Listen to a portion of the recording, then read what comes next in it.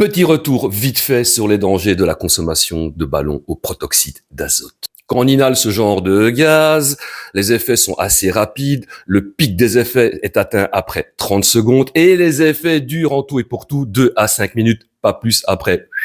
Ça redescend, retour à la normale. Et les effets ressentis, c'est principalement de l'euphorie, une grosse envie de rire bêtement. Il y aura aussi une sensation de flottement et une diminution des réflexes. Au niveau des risques lors de la prise, il peut y avoir des maux de tête, des nausées, des vomissements, on peut même faire des convulsions. On peut aussi avoir une brûlure des voies respiratoires, comme ce gaz est quand même relativement froid.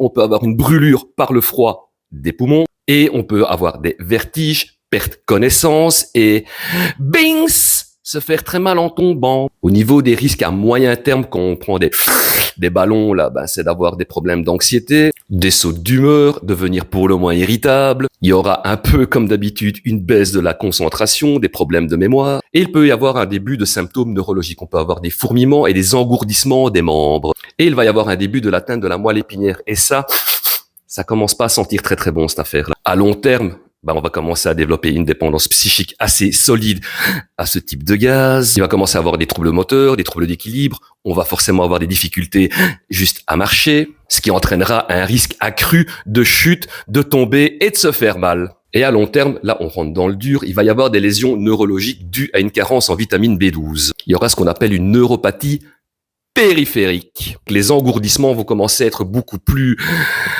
présents. Il y aura aussi une perte de sensibilité à la douleur, par exemple. Ce qui n'est pas vraiment une bonne chose parce que quand on va se cogner et se faire mal, on va pas le sentir et ça peut entraîner des complications. Comme je l'ai dit juste un petit peu avant, il y aura une atteinte de la moelle épinière. Et là, c'est le début de la paralysie qui commence tout doucement à poindre le bout de son nez. Et donc, ça va mener à une paralysie, par exemple, des jambes. Et ce genre de truc, quand c'est pas traité à temps, les dégâts, ils sont irréversibles. Au niveau des signes de sevrage, il n'y aura pas de symptômes physiques, tout va se jouer plutôt là. Et au niveau des signes de sevrage, c'est toujours un peu le même.